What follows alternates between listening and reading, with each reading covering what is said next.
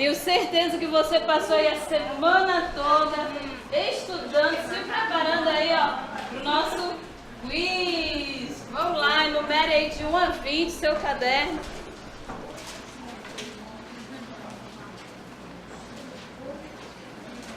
Respire fundo.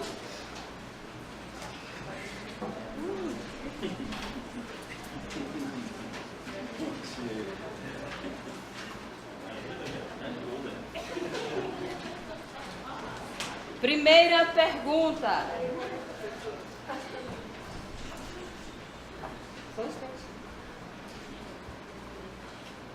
Qual o tema da carta aos Romanos, que é também o significado da palavra evangelho? Escreva aí no seu caderno.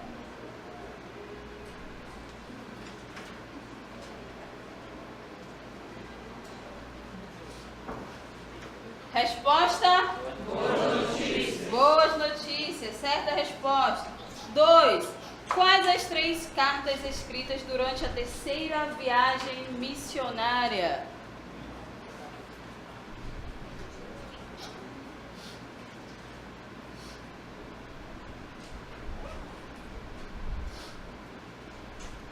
Resposta? Certa resposta, 1ª e 2ª Coríntios e Romanos. 3. Onde Paulo estava quando escreveu a carta aos Romanos?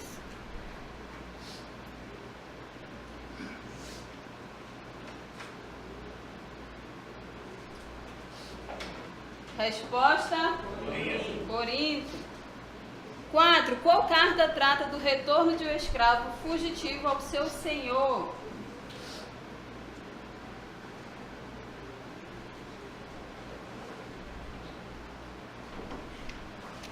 Resposta?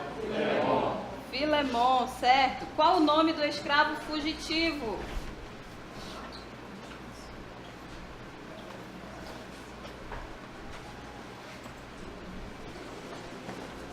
Resposta? Onésimo. Certo, Onésimo. Qual o significado do nome Onésimo?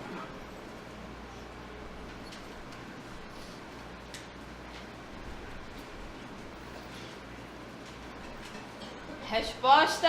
Útil. Certo, útil. 7. Qual o tema da carta de Filemon?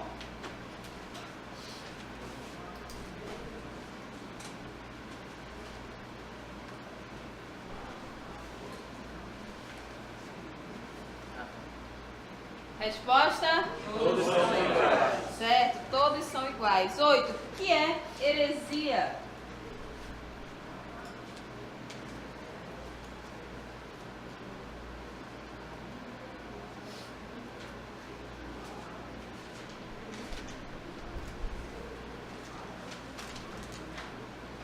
Resposta? Se você colocou mais ou menos assim, ensino que contraria o ensino bíblico, está certo. 9. O que significa cristologia?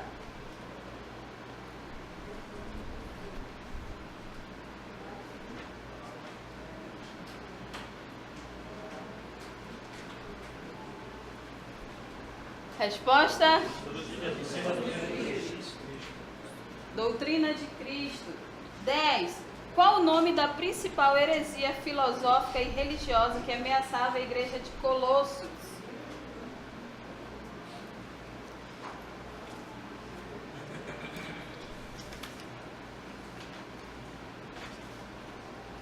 Resposta? Gnosticismo, certo. 11. Qual o tema da carta aos Efésios?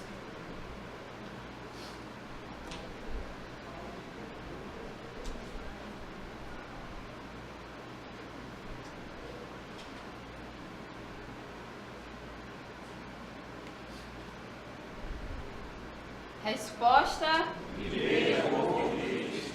Igreja, corpo de Cristo, certo. 12. Qual a referência do versículo de Efésios que diz: somos salvos pela graça por meio da fé?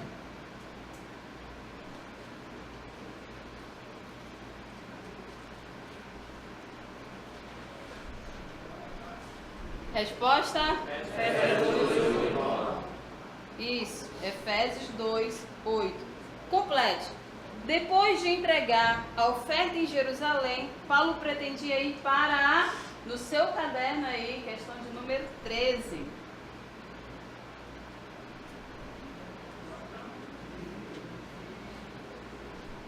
Para a Espanha. 14. Paulo foi transferido para a prisão em Roma porque apelou para... Exponda aí, olha aí no seu caderno. Tem gente pensando alto aqui. Resposta? César. 15. Antes da ressurreição de Jesus, existia 2 tipos de pessoa. Os israelitas, povo de Deus, e o resto você escreve aí no seu caderno, tá?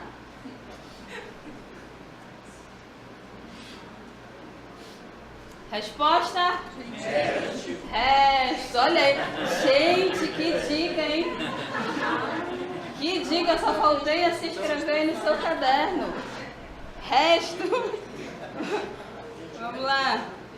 Até me perdi aqui. 16. As cartas de Colossenses, Filemon e Efésios foram entregues por Onésimo e...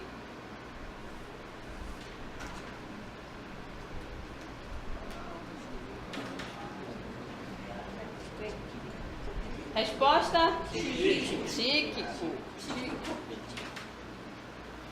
Agora, certo ou errado, questão de número 17. Se tiver errado, você diz qual é a resposta certa. Paulo fundou a igreja em Colossos? Responda aí no seu caderno.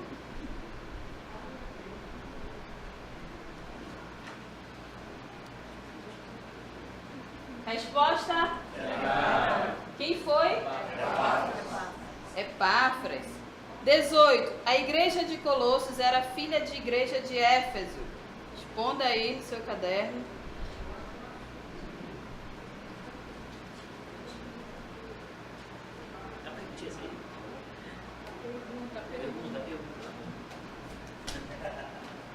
Resposta?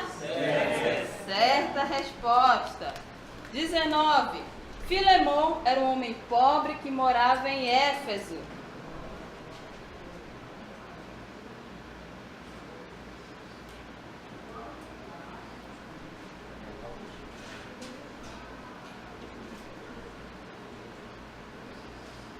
Resposta?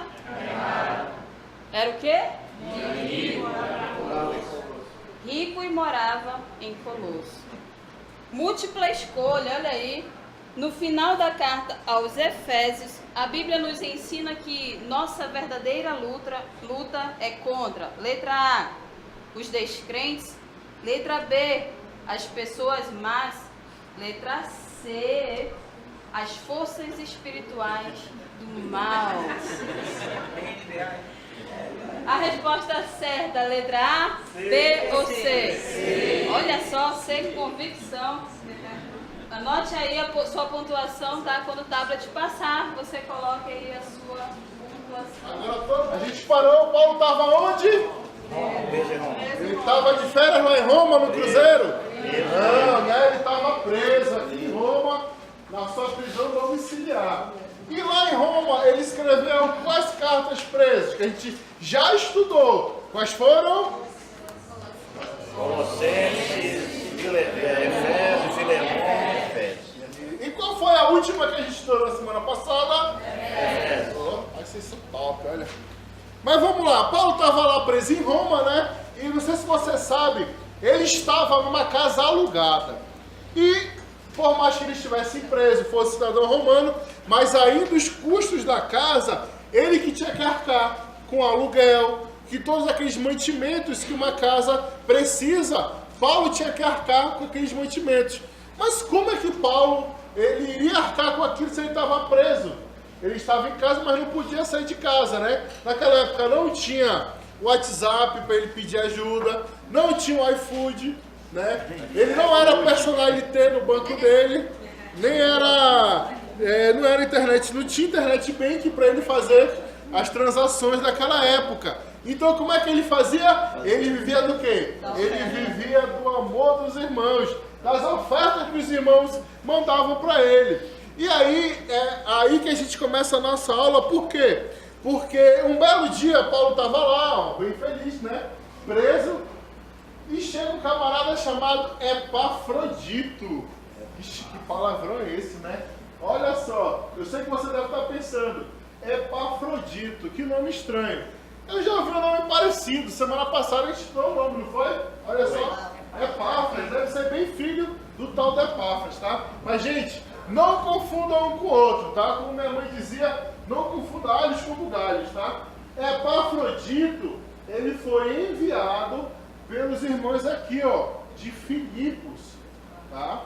E o Epáfras, ele é o fundador da igreja de Colossos, tá bom? O Epafrodito, ele é auxiliar e foi enviado aqui para a igreja de Filipos. E o Epáfras, ele é da igreja de Colossos, foi ele que fundou a igreja de Colossos, tá? Não confunda aí alhos com bugalhos. Mas um belo dia Paulo estava lá e aparece na sua porta o Epafrodito. E ele levou o quê? Ele levou uma oferta para Paulo, tá? Ele leva uma oferta para Paulo e Paulo ele ganha num só dia uma oferta que vai ajudar a ele a viver. Ele ganha um novo amigo, um novo auxiliar, uma pessoa nova para ele conversar, e tudo lá na porta da sua casa em Roma, quando ele estava preso. Só que você sabe que a alegria de Paulo durou pouco, porque o Epafrodito, esse novo amigo dele, adoece. E aí ele adoece de tal maneira, ele pegou um troço lá que quase ele morre, quase ele vai para o saco. Só que você sabe que notícia ruim que acontece se espalha rápido, né? E essa notícia de que Epafrodito quase morre saiu rapidinho daqui de Roma e chegou nos ouvidos lá dos seus irmãos de Filipos. E o pessoal ficou preocupado com o Epafrodito. E aí ele não morre, ele melhora e ele fica preocupado. Pô, o pessoal lá, rapaz, está achando que eu morri.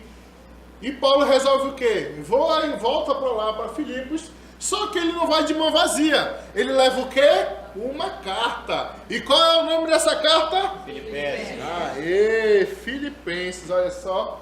Carta aos Filipenses, tá? E essa, gente, é a última carta que Paulo escreve quando ele está preso. Tá? Carta aos Filipenses. E para você entender um pouco sobre essa carta, primeiramente a gente precisa entender como era essa cidade de Filipos, como era a população da cidade de Filipos. Essa população, gente, os filipenses, eles se orgulhavam muito, mas muito de onde eles moravam. Eles tinham um orgulho gigante pela cidade onde eles moravam. É como se eles colocassem assim numa camisa, no adesivo do carro deles, orgulho de ser filipenses, né? Cantavam até aquela música, eu sou filipense com muito... Tem aquela música? Muito amor, pois é. Eles cantavam porque, rapaz, eles gostavam daquela cidade. E você precisa entender como era aquela cidade. Aquela cidade, ela era uma mini Roma. Ela era uma miniatura de Roma. Ou seja, todas as coisas que tinham lá em Roma, tinham lá em Filipos. O seu governo, por exemplo, ele não era submisso ao governo da Macedônia, da província da Macedônia. Não, eles respondiam diretamente a Roma, tá?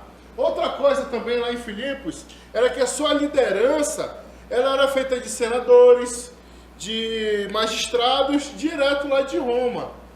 O pessoal lá em Filipos, eles tinham uma grande questão, que era o seguinte: eles não pagavam impostos. Olha que coisa fantástica. Não pagavam IPTU, não pagavam IPVA, não pagavam taxa de esgoto, taxa de luz, imposto de renda. Olha, eles não pagavam imposto de renda. Era uma coisa assim fantástica lá, o pessoal que morava lá. Quem não ia gostar de morar num lugar desse, né? A maioria da sua população era formada de quê? De romanos, de ex-soldados romanos que iam para lá morar depois de se aposentar. Tinha também grego, tinha também judeu, só que não tinha muito judeu. A gente consegue perceber isso por quê? Porque quando Paulo chega aqui em Filipos, o que ele não encontra? Sinagoga. Ele não encontrou nenhuma sinagoga naquele local. Então, tinha judeu, mas não tinha assim uma grande quantidade, tá? E, como eu falei, essa cidade tinha muito cidadão romano, aquele pessoal que lutou por muito pelo Império. Agora, dessa vez, eles vão para lá para morar, para se aposentar. E uma das coisas que aquele pessoal que você precisa entender é o seguinte: o soldado romano, ele podia ser de várias partes do mundo, mas quando ele lutava e ele terminava o período lá que ele estava servindo ao exército, ele ganhava a cidadania romana. Olha que título que o cara ganhava, a cidadania romana. E o que significa ser cidadão romano?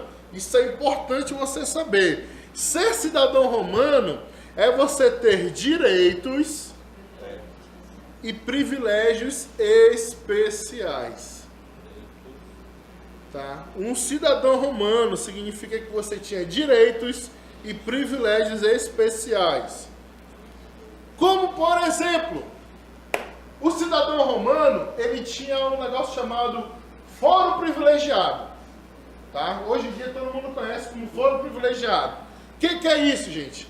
Ele poderia apelar no seu julgamento. Só quem podia julgar ele poderia apelar para o superior tribunal lá federal, que era quem? César, o imperador.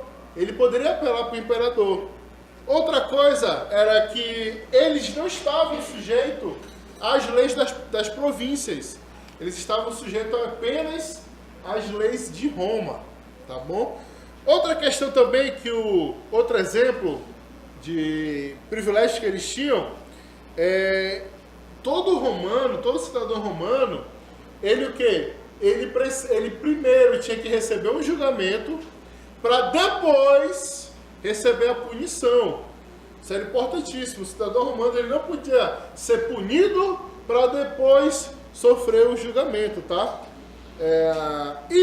No caso de Filipos, tá? Essa cidade, ela não pagava imposto para Roma. O pessoal lá era isento de imposto. Então Paulo ele escreve para esse pessoal mais ou menos uns 12 anos, tá? Depois que ele passou por lá. E você lembra como é que Paulo fez para chegar lá? Vamos lembrar? Paulo ele saiu de onde? Paulo ele saiu daqui, da Antioquia da Síria, né? Foi para cá, passou pelas cidades aqui, chegou na Ásia. Chegou na Ásia, ele queria pregar o evangelho. E Deus falou o quê? Não é para pregar o evangelho aqui. E ele seguiu até chegar onde? Em Troade, Lá em Troade, ele tem o quê? Tem uma visão do homem chamando ele para cá, para Macedônia. E ele sai daqui de Troade e chega em Filipos, né? Só que chegando lá em Filipos, o que ele encontra? Na verdade, o que ele não encontra? Ele não encontrou nenhuma sinagoga. Mas isso não é motivo para Paulo estar triste, porque ele, foi para a beira do rio e ele pregou o evangelho. E lá na beira do rio, uma pessoa se converteu. Quem foi que se converteu? Lídia, né? Uma grande empresária daquela cidade. Ela e a sua família se converteram. Só que a alegria do Paulo não durou muito, porque ele expulsa o demônio de uma pessoa lá, de uma escrava, e essa escrava ela era fonte de lucro para os seus senhores. Esse pessoal vai lá com os magistrados, lá com os líderes daquela cidade e faz o quê? Manda prender Paulo, açoitar, dar peia no coitado do Paulo e do Silas que estavam lá. Mas, você lembra daquilo que aconteceu? Paulo ele é preso e depois, lá no meio da noite, né, ele e Silas começam a cantar, tem um grande terremoto, a prisão se abre e o carcereiro se agonia. Quando ele vai se matar, Paulo fala que eles estão lá e o carcereiro se converte. Não só ele, mas todos da família do carcereiro se converteram.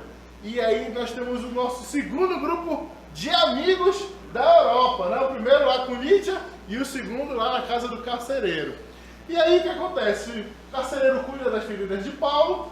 No outro dia o pessoal chega e pede para, não, agora libera Paulo, pode ir embora. Só que o que aconteceu? Paulo ele se identifica como cidadão romano, e o que os caras fizeram que o cidadão romano tinha direito?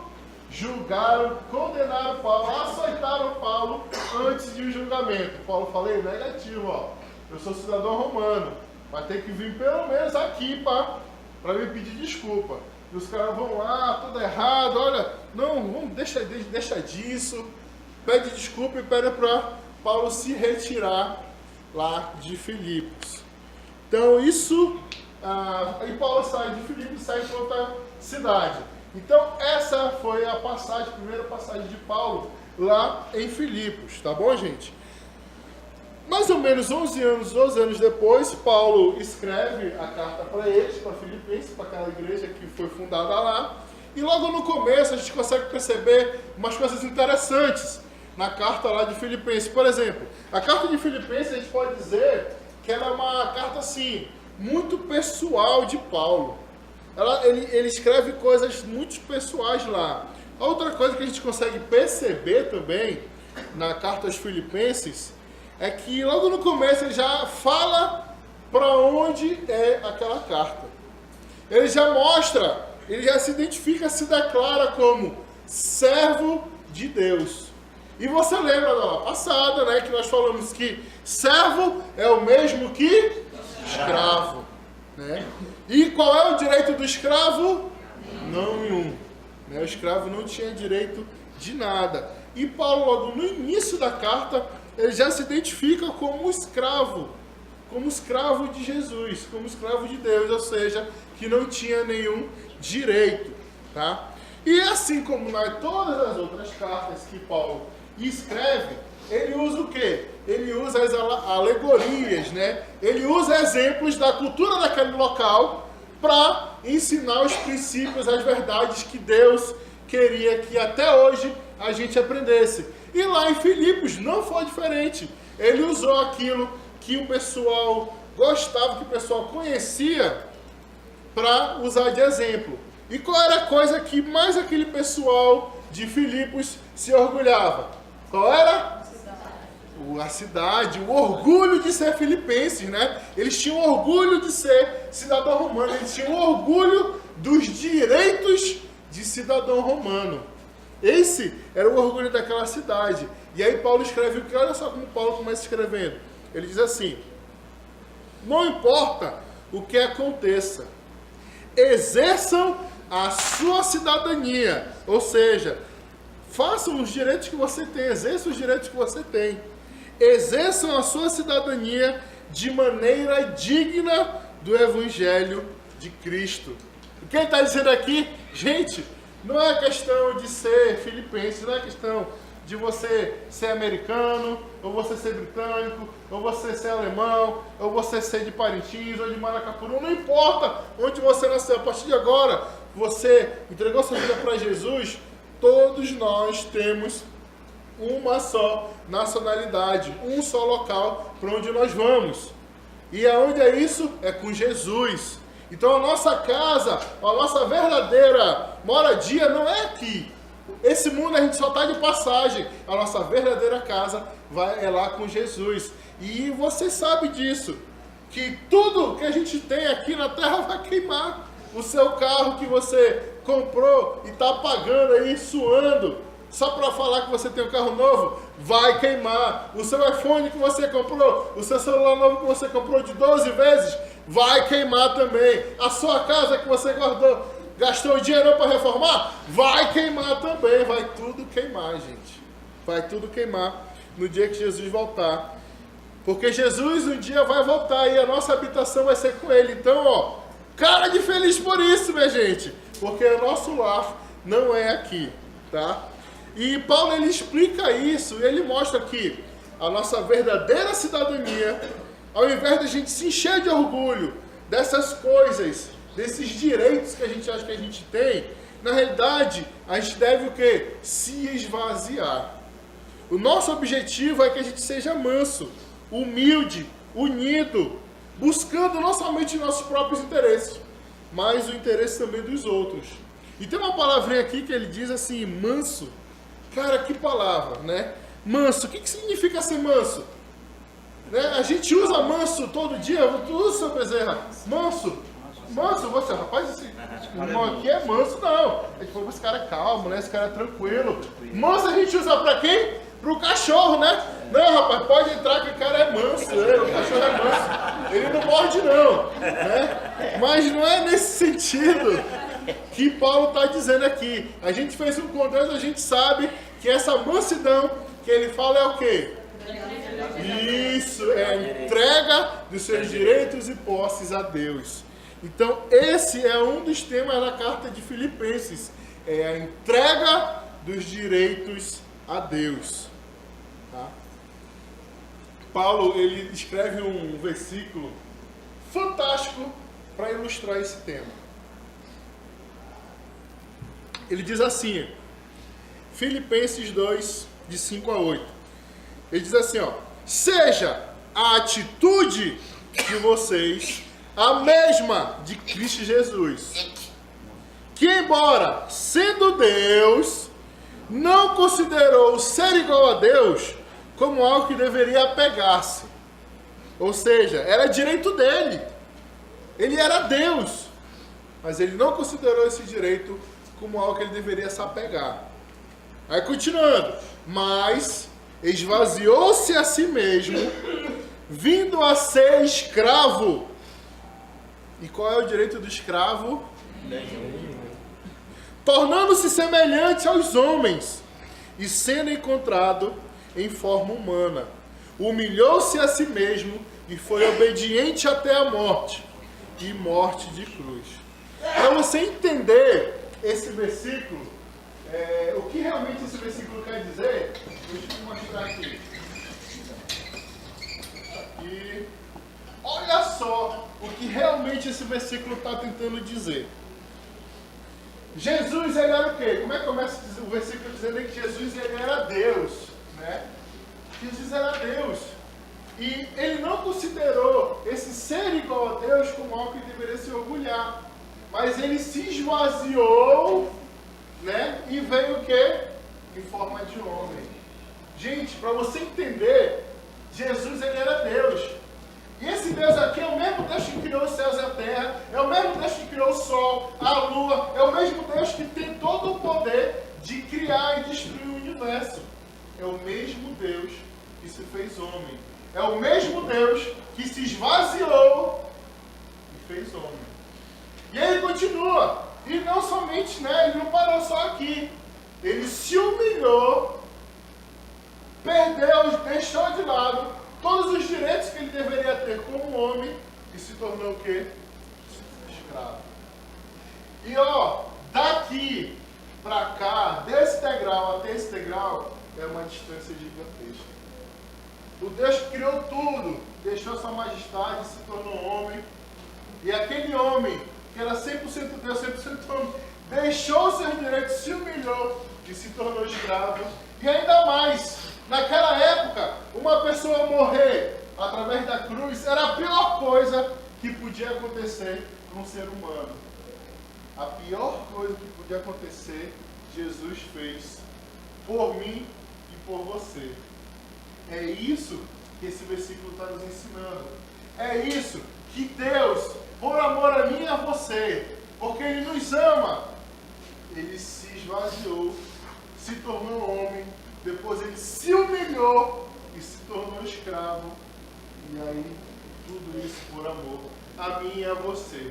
Então é isso que você precisa entender, que é quando ele está dizendo nesse versículo aqui, quando Paulo escreve nesse versículo. Paulo, e é o seguinte, ele, no restante da sua carta, ele inclusive ele usa o mesmo exemplo, só que para ele mesmo. Ele diz o seguinte, com relação à lei, eu sou hebreu dos hebreus, estudei na melhor escola que tinha da lei, fariseu, mestre da lei, circuncidado no 8º dia, conforme a lei, e ainda mais. Ele diz que, quando você olha pela lei, ele era o quê? Ele era irrepreensível. Ninguém podia apontar o dedo na cara dele para falar que ele estava fazendo alguma coisa errada. Ninguém. Porque ele era irrepreensível com relação à lei. Então, gente, Paulo ele nos ensina isso, que aquilo que ele era o direito dele se achar, ele, deixou de lado. E ele nos ensina isso, que é aquilo que a gente acha que é nosso direito. O seu concurso que você passou, o seu o carro que você tem na sua empresa, se você é juiz, se você é advogado, se você é promotor, se você é médico, nada disso, todas essas coisas, você não tem direito de se glorificar, de se gloriar, de se enaltecer. Para Deus, todas essas coisas, sabe o que valem,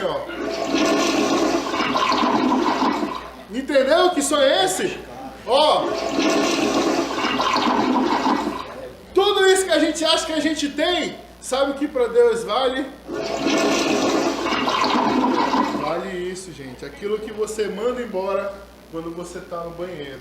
Não vale nada. Não vale nada. Para Deus, tudo isso não vale nada. Porque a nossa verdadeira alegria, e Paulo continua escrevendo isso, onde a gente tem que se alegrar, onde a gente tem que se glorificar, onde a gente tem que se apegar, não está nessas coisas. E alegria, esse negócio de alegria, satisfação, contentamento, é a segunda parte da carta, que ela fala muito sobre isso também. E Paulo, ele faz questão de deixar isso escrito, umas 20 vezes ele repete, alegria, contentação, satisfação, para que a gente entenda que é nisso que a gente precisa se apegar. E quando a gente fala de alegria, a gente não está falando daquela alegria assim, tipo euforia, entendeu? A gente está falando da alegria na parte de contentação e satisfação. Agora imagina aí, imagina só, Paulo com 60 anos, tudo bem que alguns de vocês têm mais de 60 aqui, mas naquela época, ter 60, meu irmão, era uma coisa assim, só 3% da população chegava aos 60. Né? Hoje em dia, graças a Deus, hoje em dia não. Hoje em dia o cara chega a 80, ainda está tranquilão. Mas naquela época, 60 era só 3% da população. Já estava velho, não enxergava direito Paulo, já não andava direito, tinha lá o tal do espinho da carne dele, que não deixava ele em paz. Como é que um cara desse, preso, ainda falava de alegria? Como é que ele exortou não só a igreja de Filipos, mas a gente até hoje, com esse ensinamento? Como é que pode um negócio desse? Sabe por quê?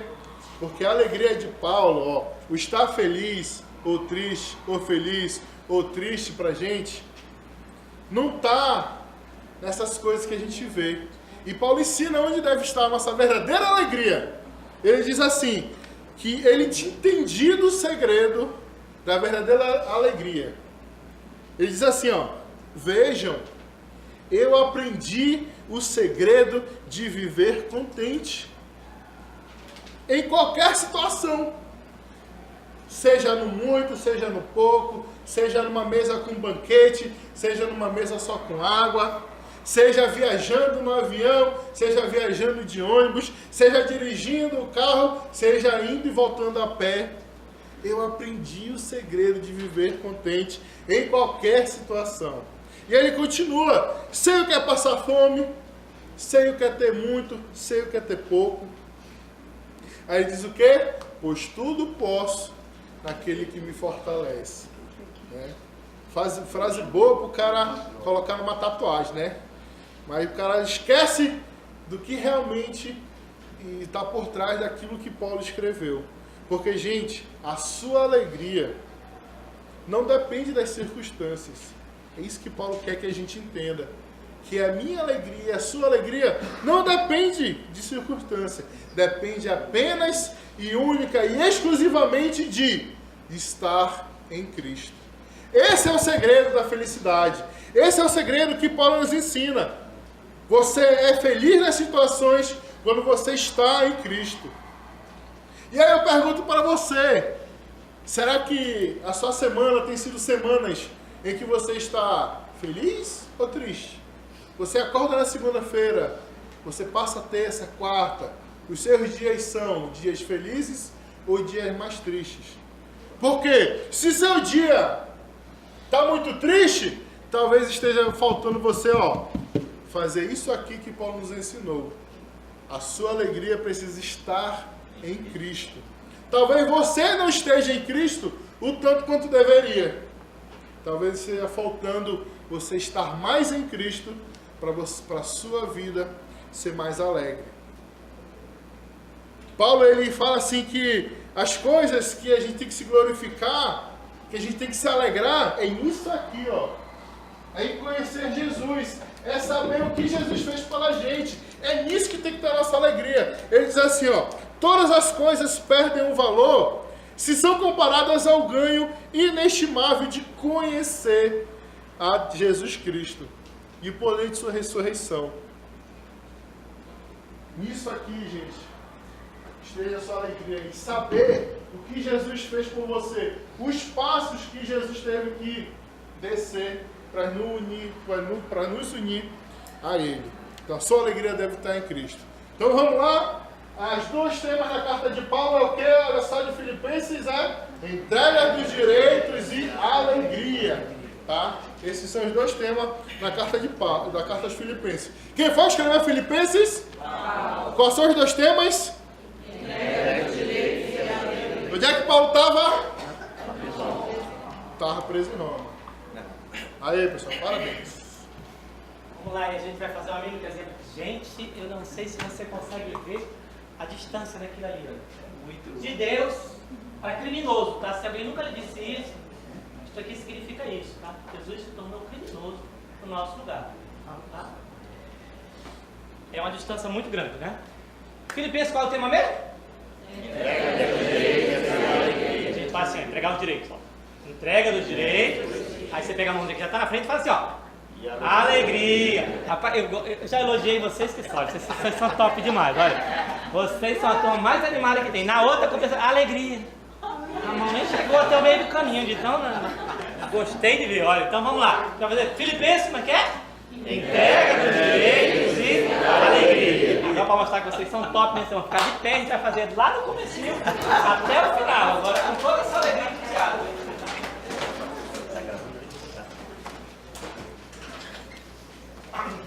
Começando em Tiago, vamos lá?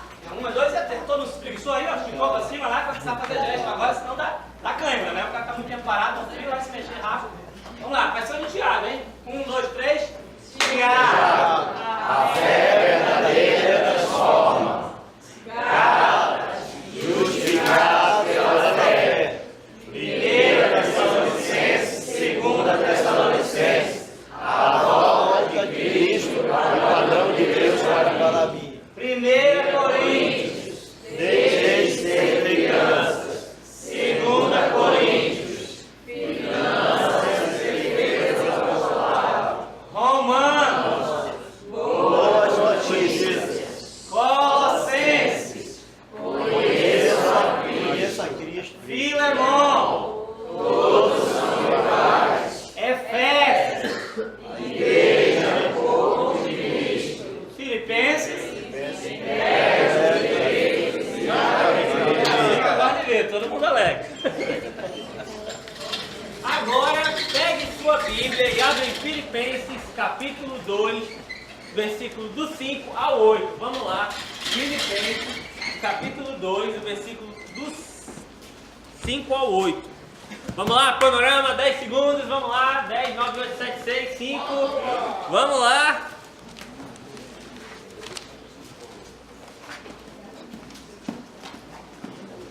Quem achou? Levanta a mão para ver.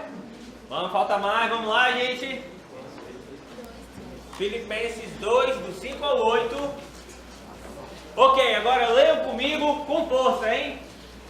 Seja a atitude de vocês a mesma de Cristo Jesus, que embora sendo Deus, não considerou que o ser igual a Deus era algo a que deveria pegar-se, mas esvaziou-se a si mesmo, vindo a ser servo, tornando-se semelhante aos homens, e sendo encontrado em forma humana, humilhou-se a si mesmo, e foi obediente até a morte, e morte de cruz. E esse é o versículo que você vai decorar essa semana, né? Esses 4 você nunca viu na sua vida. Então, preste atenção. Olha só. Não anote agora. Olhe para mim. Presta atenção, hein? O versículo começa assim. Seja, né? A atitude de vocês a mesma de Cristo Jesus. Que, embora sendo Deus, olha, sendo de Deus aqui, não considerou que o ser igual a Deus era algo que devia pegar, mas esvaziou-se. Você que faz tempo que não estuda isso aqui, é esvazio, né? Esvaziou-se de si mesmo, tornando-se vindo a ser servo, tornando-se semelhante. Esse aqui também que você não lembra é o segundo semelhante, tá? É puxando a sua memória, né? Tornando-se semelhante aos homens e sendo encontrado em forma humana. Olha aqui, meio Michelangelo fazendo esse aqui agora, olha só. E sendo encontrado em forma humana, humilhou-se a si mesmo e foi obediente até a morte. E morte de cruz. Olha que fácil, né? Olha só, muito simples. Agora, né, você vai pegar o seu caderno e a gente vai fazer esse negócio aqui. Vamos lá, olha só. Gente, é muito fácil. Vocês vão ver, é um método para associar incrível. Muito legal. Vamos lá. Agora você vai ir lendo o versículo comigo e prestando atenção aqui, ó. Pra gente ver como fazer passo a passo. Olha só. Seja a atitude de vocês a mesma de Cristo Jesus, que embora sendo Deus, não considerou que o ser igual a Deus era algo que devia pegar-se, mas esvaziou-se de si mesmo. Vindo a ser servo, tornando-se semelhante aos homens e sendo encontrado em forma humana, humilhou-se a si mesmo e foi obediente até a morte. E morte de cruz. Ai, vocês já decoraram. Agora não, agora é hora da verdade, hein? Agora você vai pegar aí o seu caderno e você vai escrever. Eu vou ler o versículo para você e você vai escrever esse nosso esqueminha aqui no seu caderno. Vamos lá, eu vou ler o versículo para você e você vai escrevendo, hein? Vai lá, pega a caneta. Seja a atitude de vocês a mesma de Cristo Jesus, que embora sendo Deus, não considerou que o ser igual a Deus era algo que devia apegar-se, mas esvaziou-se a si mesmo, vindo a ser servo, tornando-se semelhante aos homens, e sendo encontrado em forma humana, humilhou-se a si mesmo e foi obediente até a morte, e morte de cruz. Né? Agora você terminou o seu desenho, né? Bora fazer a correção. Mostra pro seu amigo do lado aí pra ver, né? Mostra aí a pessoa que tá do seu lado pra ver como é que tá aí. Gente, olha só que fantástico, vocês conseguiram! Versículo da semana, método novo pra você.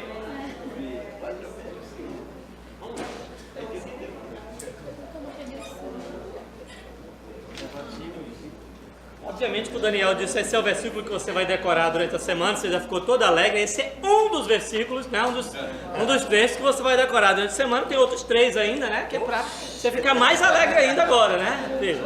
Esse pequenininho aí, mais alguns, né? Tá, Paulo então passa aqui, ó, preso. 2 anos. Quantos anos, Paulo, você preso? 2.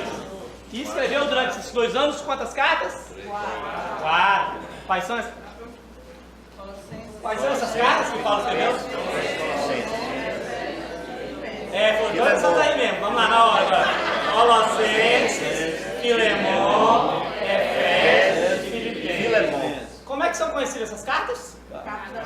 Cartas da prisão, porque ele estava... Olha, fácil isso aí, né? Aí, nesse ponto, Lucas encerra o que a gente conhece como um livro de Atos. Então, e aqui termina a narrativa de Atos. Atos acabou bem aqui. E se você abrir no último capítulo de Atos, você vai ver que Paulo estava lá preso, não tinha... Encerrou. A história que Lucas conta acaba aí. Mas a história do começo da igreja acabou aí? Não, teve muita coisa escrita depois disso. Como é que a gente vai contar essa história? A gente vai contar essa história com base muito da história secular que a gente conhece. A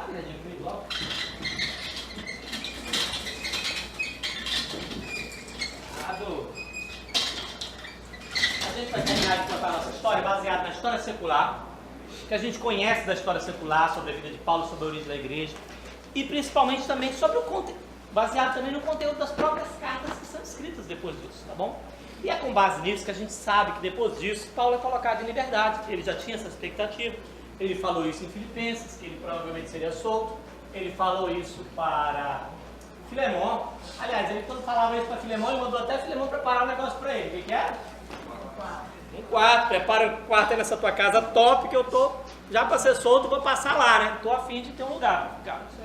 A gente não sabe exatamente por onde Paulo viajou depois de ser solto. A gente imagina que ele esteve em alguns lugares.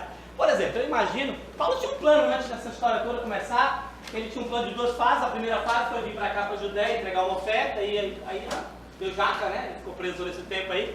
Mas aí qual era a segunda fase do plano de Paulo? Ir para onde? Para ir para a Espanha. A segunda fase é ir para a Espanha. Então agora que ele foi solto, eu imagino que ele deve ter ido na Espanha. Eu imagino que ele deve ter passado lá em Colosso, cumprido a promessa que ele fez para Filipenses. A gente não sabe dizer exatamente onde ele passou. Não todos os lugares, mas tem alguns lugares que a gente sabe afirmar com toda certeza. Eu, por exemplo, sei afirmar que Paulo passou aqui em Creta. Creta é essa ilha aqui, olha. No meio do Mediterrâneo, ele deixou um camarada aqui chamado Tito, em Creta. Tá? Deixou o Tito em Creta. Tito aqui estava responsável por estabelecer líderes, tá? Paulo tinha essa preocupação, ele simplesmente não fazia que nem os evangelistas pregam o evangelho, pega a coisa e vai embora, e ele se vira não, né? Ele queria deixar a igreja estruturada, bem organizada. Então a gente sabe que ele passou aqui em Creta. Qual foi a ilha mesmo que ele passou? Deixa eu dizer? Creta, né? A gente sabe que ele passou nessa cidade aqui, olha, que é Éfeso novamente, e aqui ele deixou um outro camarada, sabe quem foi? Timóteo. E o papel de Timóteo aqui era ser o pastor da igreja, cuidar da igreja, tá? A gente sabe que ele viajou aqui pela Macedônia, porque ele fala isso na carta que ele escreve para Tito, e que provavelmente ele teve numa cidade aqui, olha, chamada Nicópolis. Vai que um dia, por remoto, alguém pergunta, onde fica Nicópolis? Aí você já sabe que Nicópolis fica aqui, ó, no oeste da Acaia, essa província, né? Tá? Uma meditação num futuro longo, se você tiver que encontrar Nicópolis, tá aqui, tá Nicópolis, tá? Não vai perder ela não, tá? É de algum lugar aqui no Ocidente, a gente não sabe onde Paulo está agora, ele está em algum lugar daqui para cá, ó. Não sei se para a Espanha, ninguém sabe se na Macedônia, aqui na Itália, mas é de um lugar desses que ele escreve a sua carta para esse camarada que ele deixou aqui nessa ilha, que é Tito. Paulo escreve para Tito.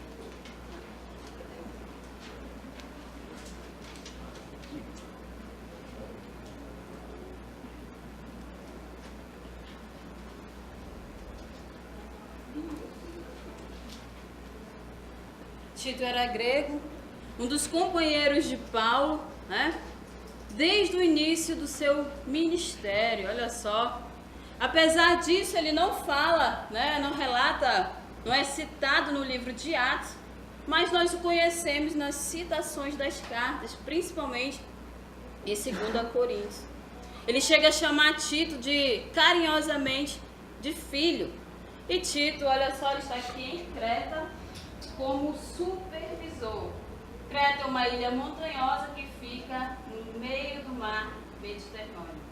O livro de Atos diz também que os judeus aqui de Creta tinha alguns que estavam ali, entre aqueles que ouviram o evangelho no dia de Pentecostes. Então o evangelho já havia chegado aqui e Paulo, quando estava fazendo aquele trajeto para Roma, ele parou aqui no porto de Creta. E evangelizou por toda a ilha, e ele deixa entender na sua carta que havia várias igrejas ali em Creta. E deixa, tendo que partir, seguir a sua viagem, ele deixa Tito como supervisor.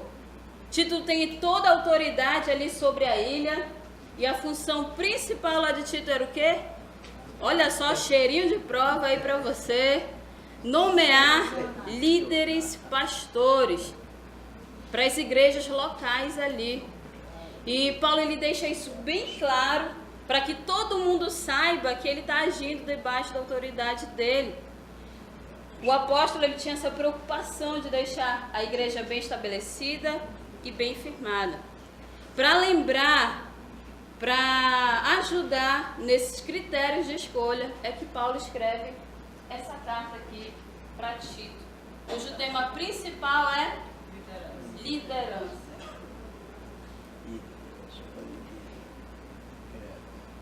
E ele lista lá um conjunto de critérios. O que o bom líder ele precisa ter? Ele diz, olha, para você escolher um bom líder, pastor, Tito, ele deve ser irrepreensível, quase não sai, né? Irrepreensível, marido de uma só mulher. Seus filhos devem ser crentes de verdade, honesto, hospitaleiro, sensato. Ele deve ser consagrado, ter domínio próprio. Não deve ser ganancioso. Ele não deve ser orgulhoso, briguento. Aquela pessoa que só sabe ali, toda hora tá arrumando confusão. E Paulo, ele conclui com uma das que parece ser a melhor qualidade que deve ter.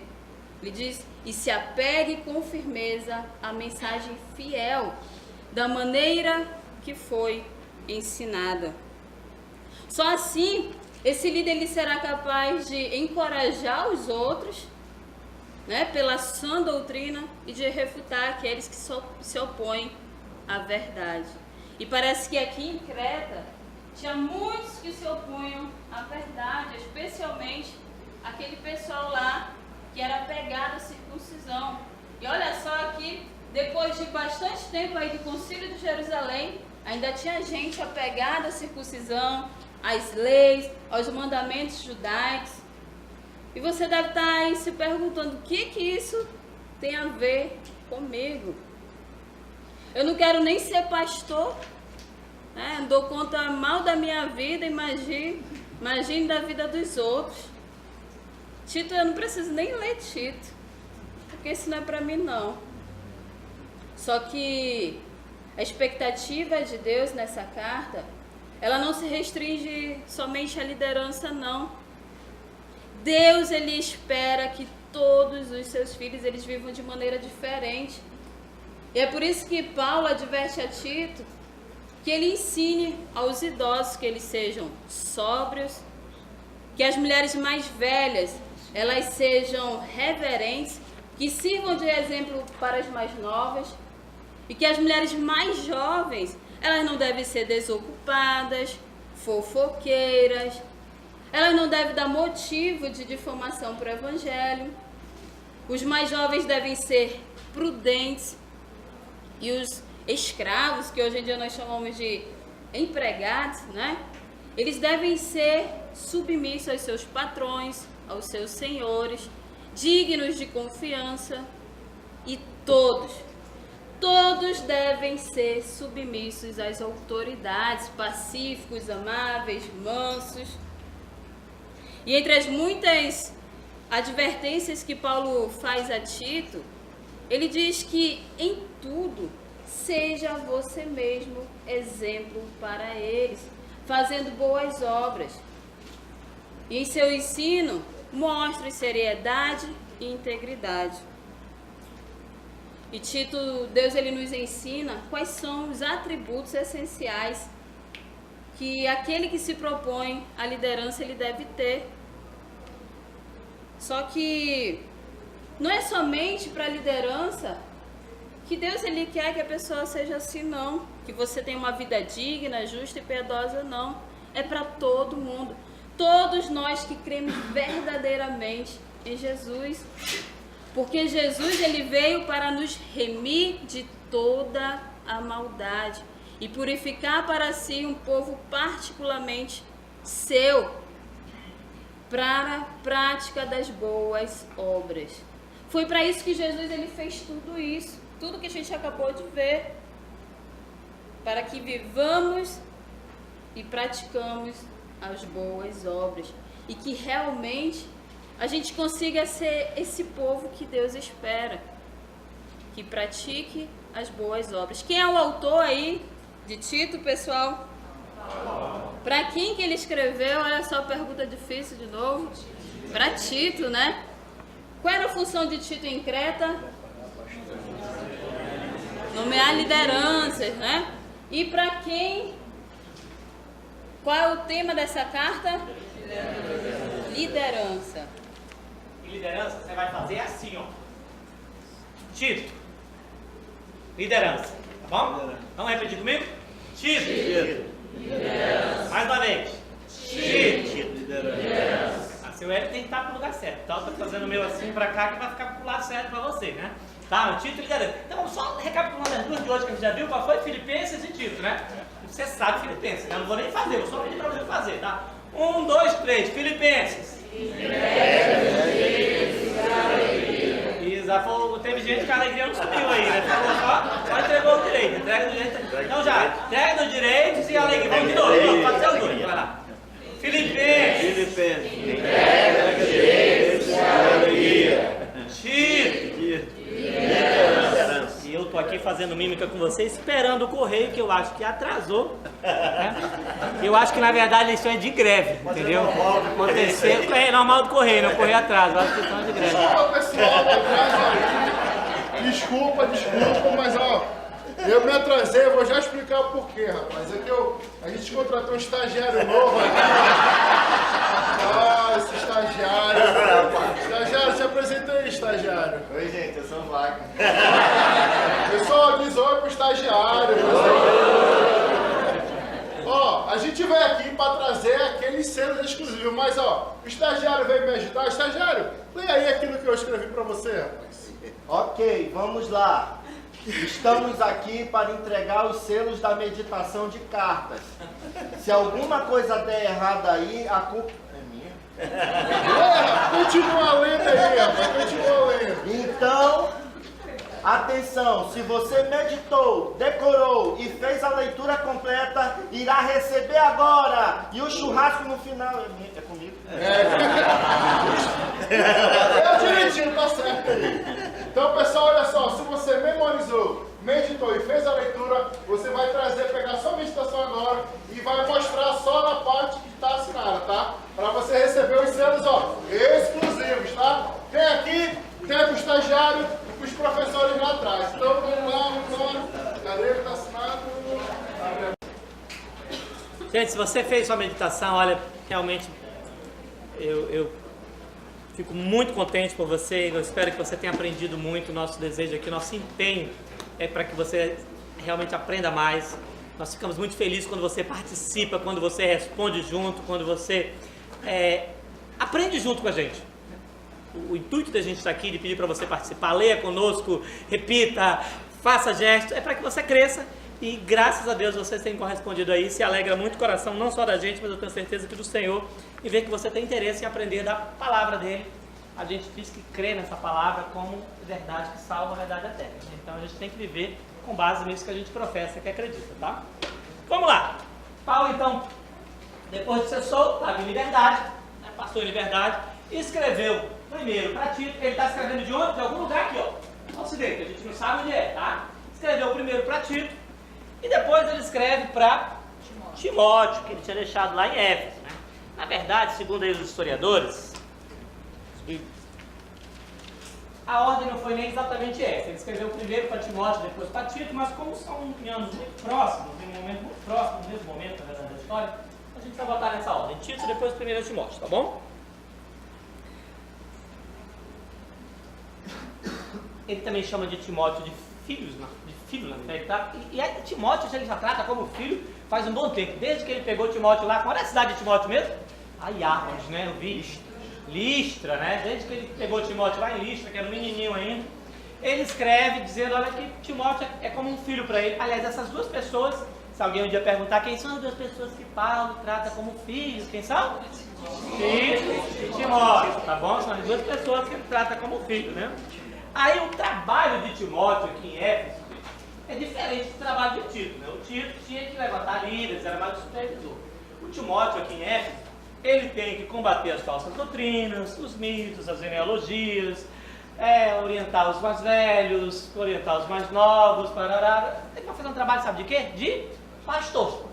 Ele vai pastorear a igreja lá em Éfeso, e esse é o trabalho dele lá com a igreja de Éfeso. Aí vamos voltar um pouquinho e pensar, a gente está sempre tentando recapitular e fazendo com que você lembre do que você já estudou, né? Está em Éfeso. Éfeso era uma igreja já grande, estabelecida, muita gente boa tinha passado lá. Você lembra de algumas pessoas que já estiveram em Éfeso, fizeram esse papel de pastores, de líderes lá? Lembra de alguém?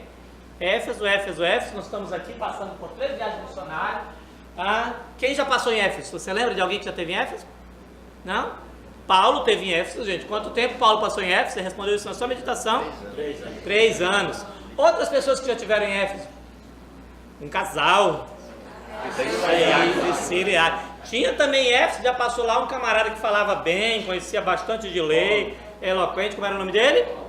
Apolo, esse mesmo. Então essa igreja, gente, já tinha tido líderes assim, ó, excepcionais. E agora está indo para lá o jovem Timóteo, né? Um menino novinho, e pela gente entende que Timóteo era menos experiente do que Tito, né? Era mais novo. E aí você pode imaginar o menino chegando para ser pastor agora, menino, forma de dizer, né? Já está beirando os 30 anos, provavelmente, mas certamente que para todo esse pessoal com essa bagagem que você acabou de falar, o Timóteo era um menino muito novo, né? Aí ele está chegando, não sei se você já passou por isso, troca de pastor, né? Na igreja, já passou por isso, né? Aí o camarada que é aquele crente mais antigo, ele raça escola assim e diz assim, esse aí, menino novo aí, tô aqui, rapaz, há 30 anos nessa igreja, botei a pedra, cavei a primeira sapata aqui, esse aí vai ser meu pastor? Né? Não vai rolar de jeito nenhum, né? Tem esse negócio assim, o camarada se apega logo, né, ao tempo que ele tem de crente. Então Paulo, para não ter dúvida, para ninguém olhar para a juventude de Timóteo e dizer assim, não vai rolar, ele não vai ser meu pastor, Paulo já deixa bem claro que o fato de Timóteo ser novo não era motivo para que as pessoas se comportassem desse modo. E ele escreve nessa carta para Timóteo, e as cartas eram lidas abertamente na igreja, e ele diz assim, ninguém despreze pelo fato de você ser o quê? Jovem. Mas seja um exemplo para os fiéis na palavra, no procedimento, no amor. Não importa se você é jovem. Seja de fato, o que importa para ser um líder, seja de fato um exemplo. Se você for um exemplo, isso vai bastar. Tá? Quando a gente está lendo essa carta de Tito e de Timóteo, a gente percebe que esse momento da história que a gente está passando ali, as principais dificuldades que a igreja está passando não são com o império, perseguição, nada desse tipo. Os principais problemas são problemas internos, são falsos mestres, são heresias, né? A gente já estudou isso em Colossenses um pouquinho, já falou de falsos mestres e heresias. E nesse momento a igreja está nessa fase de ajustes internos e de muitas doutrinas surgindo, só que isso não vai durar muito tempo. O contexto vai mudar um pouco. Mas enquanto está acontecendo isso, Paulo orienta Timóteo, e você vê assim, quando você lê 1 Timóteo, você vai ler 1 Timóteo, eu tenho certeza disso, com toda a alegria essa semana, né? Um prazer que você vai ler 1 Timóteo. Você vai perceber que Paulo está dizendo assim, olha, vou te ensinar, menino, o que tu tem que fazer. Faz desse jeito. Cola em mim, né? Não tem esse negócio, cola em mim que vai dar certo, né? Vou te ensinar o que tu tem que fazer. Tu faz assim, olha, né? Você combate os falsos mestres desse jeito. Você dirige o culto desse modo aqui. Quando você for escolher líderes para te ajudar, os critérios são esse aqui. E aí ele repete critérios muito parecidos com os critérios que ele botou lá para Tito. Por quê?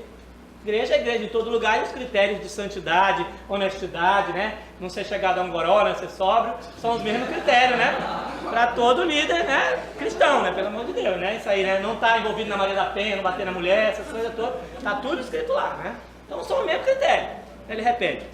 Aí os seus liderados, quando você for liderar alguém, você vai tratar os liderados desse modo. Os idosos, você trata como se eles fossem seu pai e sua mãe. Com todo respeito, advirta, fale o que você tem que falar, mas tenha com todo respeito. Os jovens você trata com respeito, as moças tratem desse modo.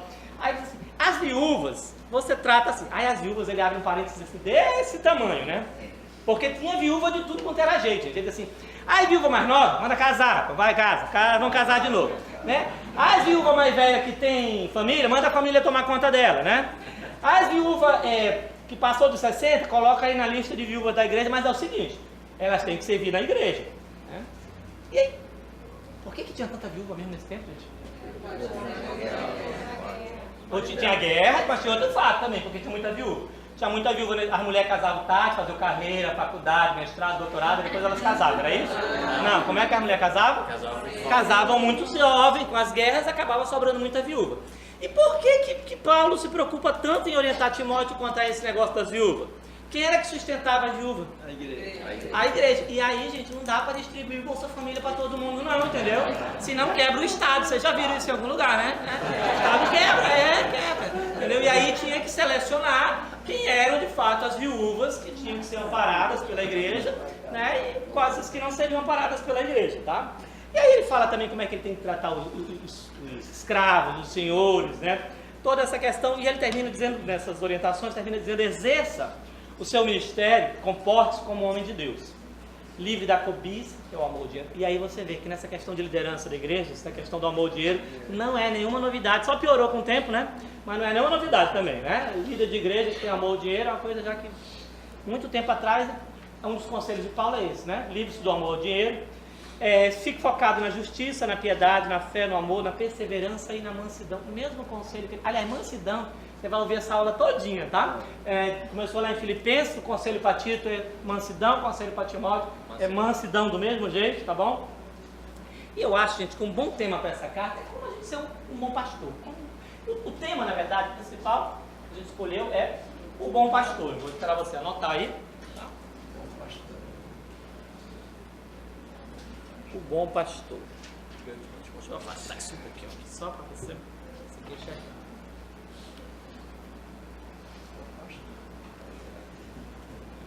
E aí, como a gente falou, eu não sou pastor, então eu pulo Timóteo, Tito e 1 Timóteo. Né? Líder, Deus me livre, né? Como a Luana falou, não lidero nem minha vida, eu vou liderar a vida dos outros, né? Aí eu não vou ler isso aqui? Não, né? A questão não é essa, né? Essas cartas, elas foram escritas pra gente também. E Deus, gente, é muito providencial, né? Ele enxerga muito na frente. Né? Enxerga muito na frente mesmo. Coisas que às vezes a gente não entende por que acontecem, né?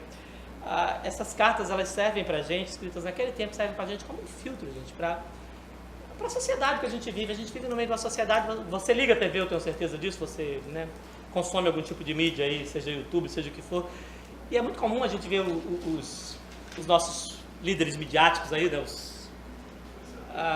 o pessoal eloquente, né, falando, e você liga a TV, parece até começar da Polishop, né, o cara, né, falando aquela eloquência toda, né, todo aquele poder, toda aquela unção e aquele poder, e a gente tem a impressão de achar que o homem de Deus é aquilo, né?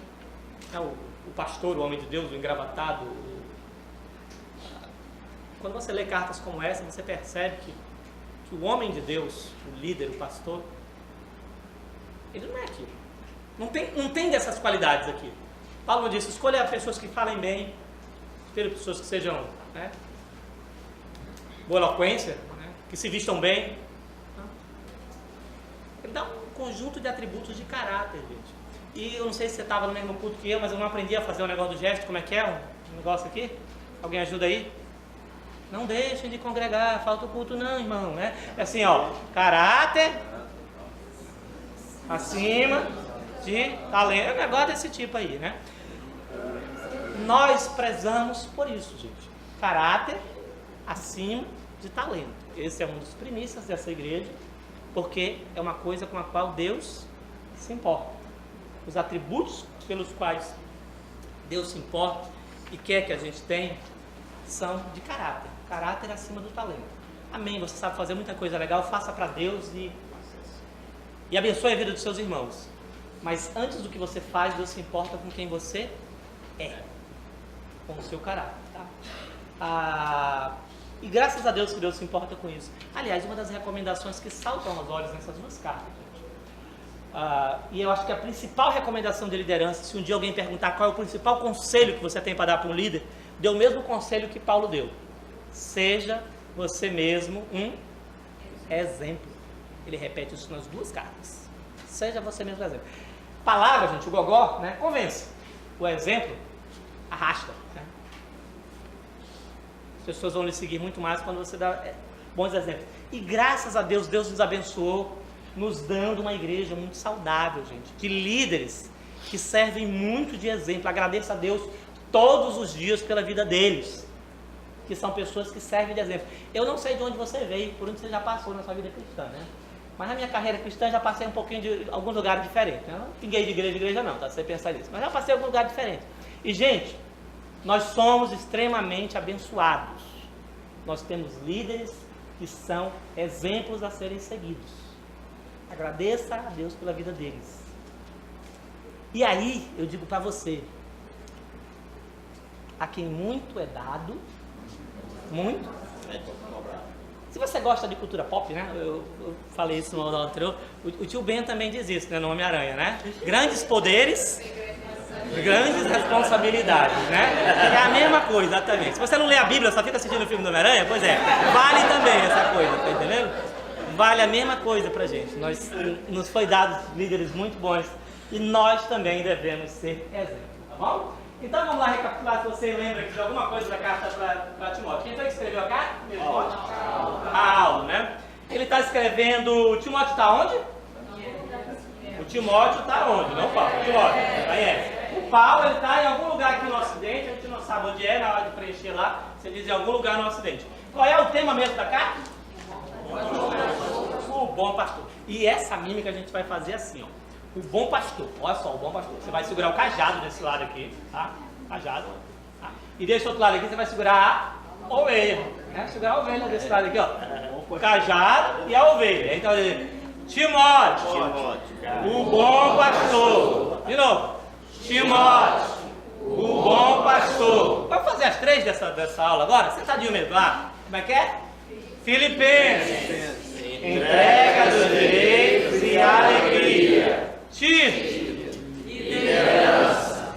Timóteo, o bom pastor. Você tem a parte de cima e a parte de baixo separada. E adivinha, não tem a data, olha, e nem o versículo aqui a referência.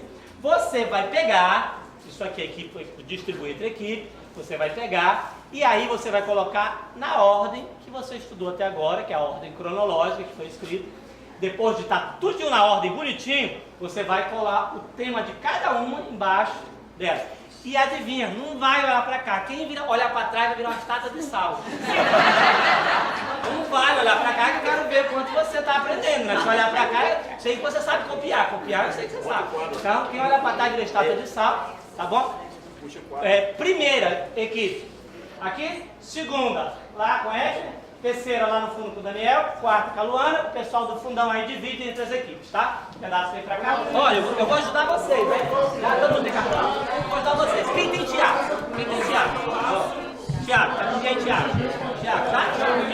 Bom, vou começar ajudando vocês. Tiago, olha a ajuda que eu vou dar, hein? Tiago, olha a primeira. Aí agora vocês saem colocando as outras miradinhas. Tem embaixo, outra carta do ladinho, de acordo com o que vai dar.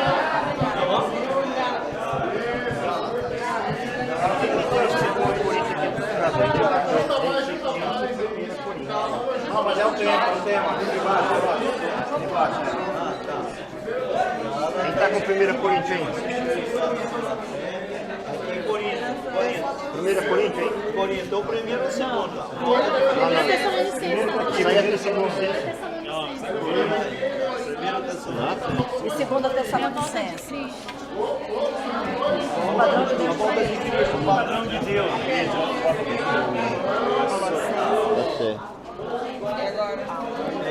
Finanças, 2 Coríntios aqui, finanças. 1 Coríntios com essa aqui, ó. 1 Coríntios. Tá aqui, essa aqui. Deixa de ser criança. 2 Coríntios. 2 Coríntios, quem tem?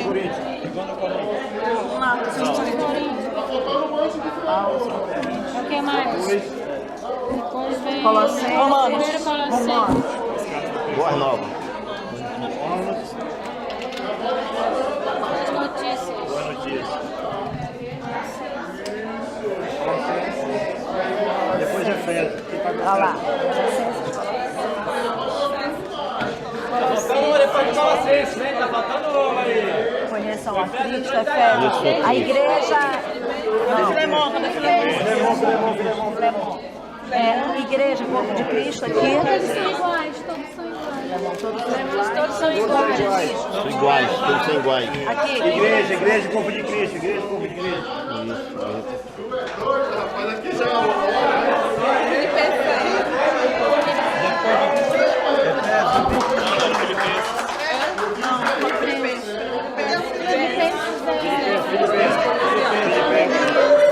Iguais. Cadê a daqui? Vamos lá, vocês aqui também. A gente vai estar Céu da falando. alegria, entrega do direito sem alegria. É, isso aí. Olha só, questão 7 ainda não. Olha lá pro seu, a gente vai revisar junto aqui dizendo. Eu vou dizer a carta, você lê o tema aí pra ver se tá certinho. Vamos lá junto? Tiago. Gálatas. 1 Tessalonicenses, 2 Tessalonicenses. 1 Coríntios. 2 Coríntios. Romanos. Colossenses. Filemon. Efésios. Filipenses. Tito. 1 Timóteo. Show de bola, gente. Parabéns aí, tá? Né, na hora do nervoso, até 2 Coríntios vem antes de 1 Coríntios, né? Vamos lá. Nesse período da história, o imperador é Nero. Nero, ele chega no poder muito cedo, muito jovem, com 16 anos. Uma maneira bem interessante, a mãe dele, Agripina, era casada com um cara que, dizem as fontes romanas, né, mas não espalhe por aí, que assassinou envenenado o marido. Aí ela casa com o imperador, né? E envenena ele também, que é pra ele, o Nero. Você vai notar que essa família gosta de veneno. Ela envenena também o imperador para que o Nero possa entrar no poder com ela, né? Ela envenena o imperador Cláudio. E com 16 anos, Nero ele chega ao poder em Roma e passa 5 anos governando, né? Ali com a mãe dele, fazendo na verdade os esquemas políticos. E um filósofo muito famoso, chamado Sêneca, né? Você já deve ter estudado sobre ele. E os historiadores romanos dizem que foram 5 anos exemplares de governo ali, com Nero. Só que quando Nero faz 21 anos, ele cansou da mãe dele ficar, né, fazendo joguinho político. Dizem que ela era uma mulher muito bonita e todo mundo fazia o que ela queria, muito esperta. E ele resolve também, uma tradição de família, matar a mãe envenenada. E tenta matar a mulher várias vezes envenenada, mas a mulher era ruim. Ela não morria. Inclusive, ele faz um esquema num barco, para o teto do barco desabar na cabeça dela. Então ela vai estar lá no cruzeiro, o teto desaba, ela não morre, se esconde debaixo do sofá, não morre. Os marinheiros que ele tinha contratado tentam matar ela no barco, ela se joga no barco, nada até a praia e sobrevive. Aí ele desiste de fazer escondido e manda executar ela, a Agripina, né? E ele também, como primeiro ato dele como imperador, esqueci de falar, ele também mata o irmão dele envenenado, que era filho legítimo também de Cláudio.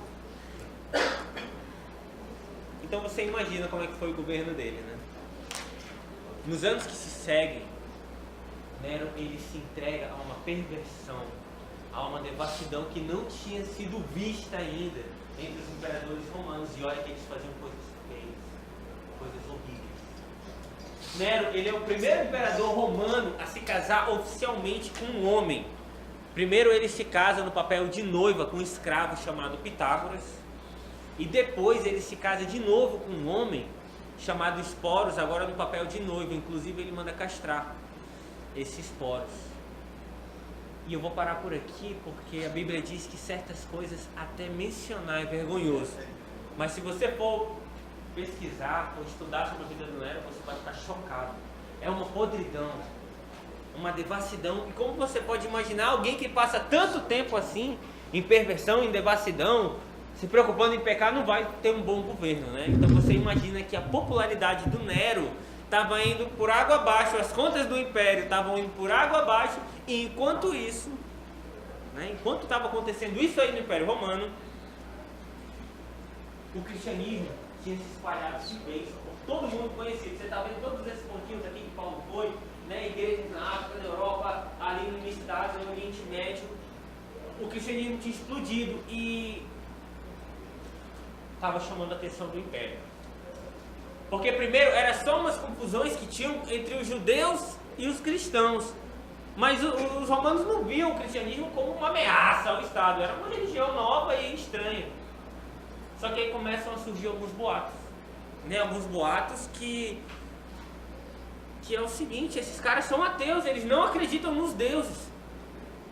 Eles não acreditam nos deuses, eles não cultuam o imperador. E o governo romano, né, ele tinha... A religião romana consistia em adoração aos deuses e adoração ao imperador. Os cristãos não faziam nem uma coisa nem outra.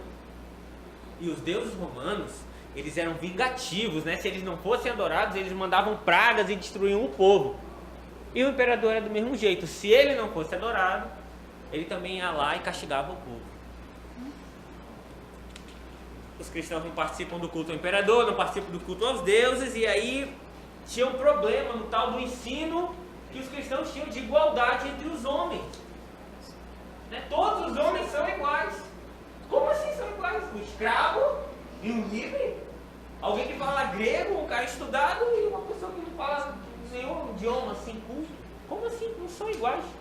Nas igrejas cristãs, nas comunidades cristãs, era possível um ex-escravo. Preste atenção, um ex-escravo ser líder de homens livres. E isso, para a cultura romana, era um absurdo completo. Olha só como esses cristãos são um povo estranho. Preste atenção. As reuniões são a portas fechadas. O Império Romano morria de medo de ter uma rebelião, porque de vez em quando os escravos se rebelavam, aí matavam centenas de cidades inteiras e era uma confusão. Então, reunião a portas fechadas? É estranho. Começaram a surgir os boatos que eles paravam para casar entre irmãos. Só casavam entre irmãos. Olha só que absurdo.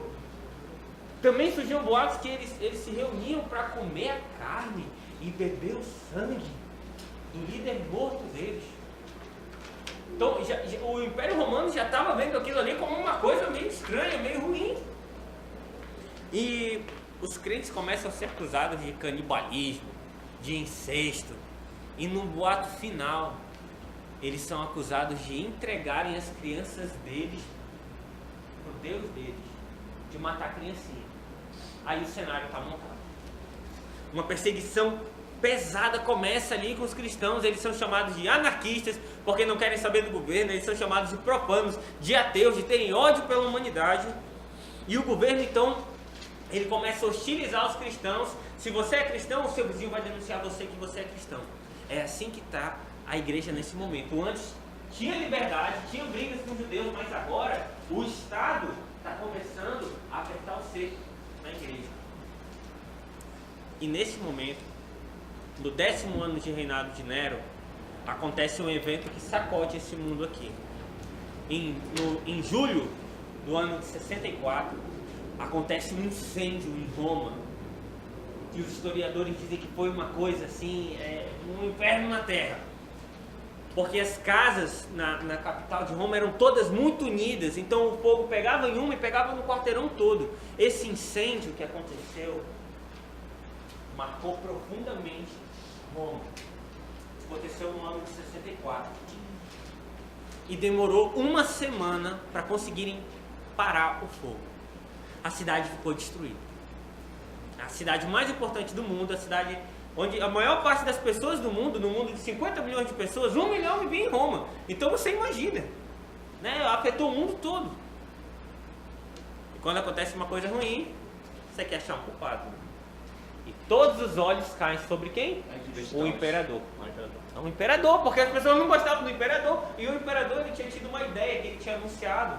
Ele queria construir uma cidade nova, né? Uma cidade mais moderna. Queria demolir uma parte de Roma ali para construir uma cidade mais moderna com um nome bonito: Nerópolis. Era um cara humilde. Nerópolis. E aí acontece esse incêndio que queima justamente aquela parte da cidade. Foi o imperador. E a cidade ali sofrendo, porque na hora que teve o incêndio, o imperador abriu até os jardins do palácio para recolher as pessoas e já tinha até comida para eles. Aí o pessoal associou uma coisa com outra. Aí o Nero, o pessoal descobriu que fui eu. Preciso de um bode expiatório. Todo mundo está falando mal desses cristãos, né? Foram os cristãos. Ele anuncia publicamente: foram os cristãos que queimaram Roma. Porque na parte da cidade que moravam os judeus e os cristãos, o fogo não chegou. Quase não foi tocado pelo fogo. Aí pronto, olha, eles saíram de lá, queimaram, voltaram para casa deles, está tudo bem na casa deles. Foram os cristãos que fizeram. E nesse momento começa, se não o período mais sangrento, com certeza um dos períodos mais sangrentos de perseguição à igreja. Porque antes os judeus perseguiam, mas eles não tinham poder de matar a luz do dia, de prender a luz do dia. Agora é o Estado, é as pessoas, são os vizinhos, é o governo que está perseguindo os cristãos. E realmente foi uma perseguição muito pesada, como não tinha tido outra para a igreja até esse momento. E para você não achar que eu estou assim fantasiando, dizendo que não, na verdade foram os cristãos, 1000 anos depois, na Idade Média, que escreveram, deixaram a coisa pior do que era. Eu vou ler para você o relato de Tácito, que era um historiador romano contemporâneo de Nero. E como todo bom romano, ele odiava os cristãos. Olha o que ele escreveu. Nada do que o imperador fez, presentes ao povo, sacrifício aos deuses, conseguiu apagar a crença popular de que ele havia ordenado que a cidade fosse incendiada. Para silenciar o povo, acusou uma certa classe de pessoas conhecidas como cristãos, desprezados pelo povo por seus crimes, impondo-lhes todo tipo de torturas muito elaboradas. Cristo, que deu origem a esse nome, foi crucificado pelo procurador Pôncio Pilatos durante o reinado de Tibérios. Primeiramente, os considerados culpados foram presos. Depois do seu testemunho, uma multidão foi acusada não apenas de incendiário, mas por ter ódio pela humanidade. A desgraça caiu sobre as suas cabeças e coberto com peles de animais, eles eram jogados aos cães. Eles eram crucificados e eles serviam como tochas para iluminar o caminho durante a noite. No entanto, o povo começou a se compadecer deles. E mesmo sendo criminosos, merecedores de punição tão severa, como exemplo para os demais, parece que eles estavam sendo destruídos não como benefício para o povo, mas para satisfazer a crueldade do imperador. Os nossos irmãos, nesse momento, eles eram colocados ali na estrada, no caminho, para ser luz para o mundo. Eles eram acesos como tochas no caminho. Era esse tipo de perseguição que a igreja estava sofrendo. É difícil dizer se Nero realmente ele odiava os cristãos ou simplesmente ele era louco, ou ele juntou a loucura dele com uma conveniência política para fazer o que ele fez. Muita crueldade e muita perversão. E é exatamente nesse contexto que a carta aos Hebreus é escrita.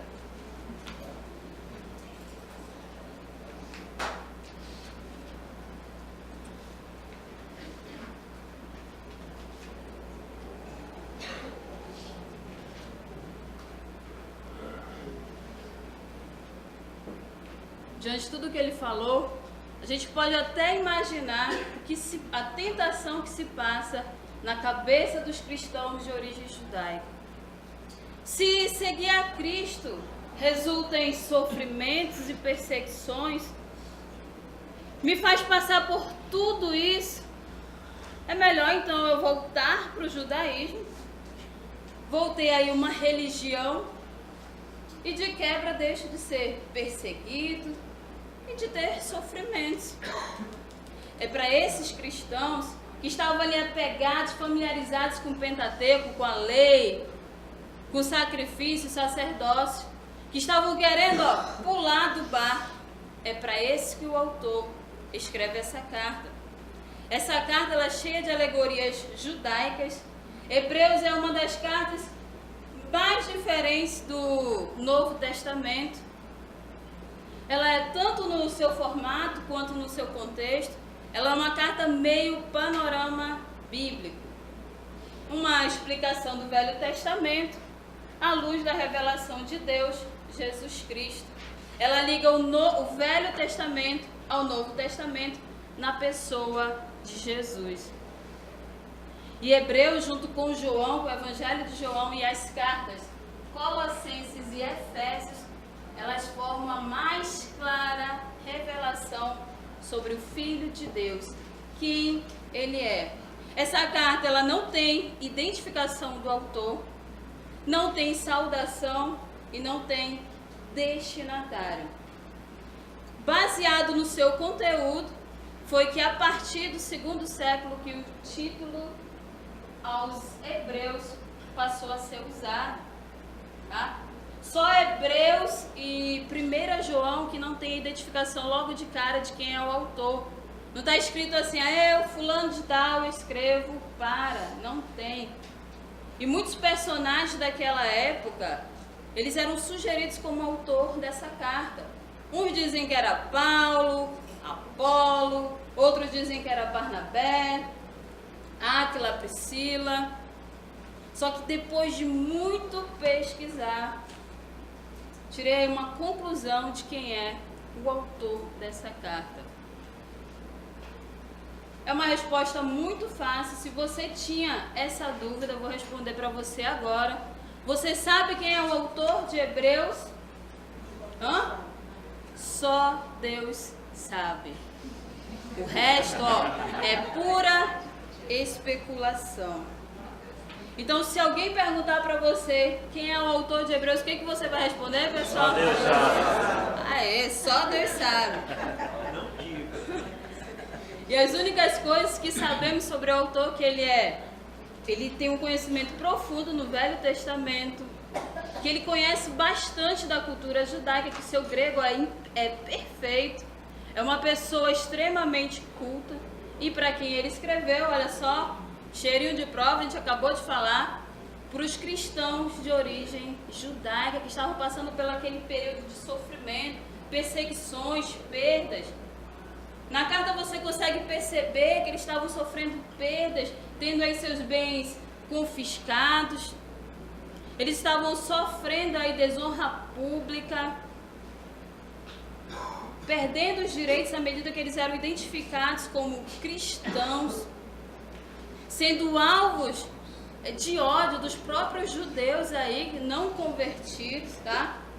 E boa parte dos historiadores dizem que os cristãos eles eram colocados ali na arena, diante ali dos leões, para espetáculo para os romanos, gregos, e olha só, os judeus adoravam ali os cristãos sendo ali devorados, despedaçados pelos leões, no espetáculo de crueldade.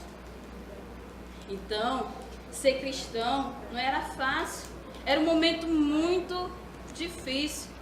E esse momento era vivenciado aqui em todo o mundo romano.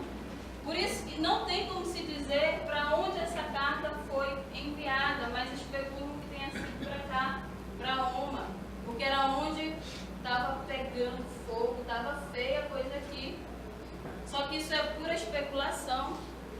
O que podemos dizer para você é por que essa carta ela foi escrita. ela foi escrita, resumidamente, ela é uma carta de advertência contra a ideia de abandonar Jesus e voltar para o judaísmo. O autor ele faz dezenas de exortações ali para os seus leitores, ele coloca várias expressões do tipo: jamais se desviem, não caiam, não deixem aí, as igrejas, não abandonem e não deixem de congregar. Porque nesse período que a igreja estava passando, era muito conveniente, né, você deixar, abandonar a igreja, porque tinha muita perseguição, luta. E ele disse: fixem seus pensamentos em Jesus, permaneçam firmes até o fim. Perseverem, não desanime, não se canse. Fortaleçam suas mãos e seus joelhos, suportem todas as oposições, suportem todos os sofrimentos. E porque todas essas expressões que ele usa é na verdade um grito de não desista. E foi para isso que Hebreus foi escrito. Não desista. E por que eles não deveriam desistir? Porque nós temos um sumo sacerdote que sabe, né, todas as coisas. E porque não há nada melhor do que Jesus. E esse é o tema da nossa carta. Jesus, melhor não há. Vamos repetir, pessoal? Jesus, melhor não há. De novo. Jesus, melhor não há. Ele é o sumo sacerdote que passou por todas as coisas, sabe que nós estamos passando, porque ele passou por tudo isso também. Ele é o único e perfeito mediador entre Deus e o homem. É o sacrifício perfeito e definitivo. É o caminho que leva para a presença de Deus, Santo dos Santos, o meio e o motivo da nossa fé. É Ele que deve importar.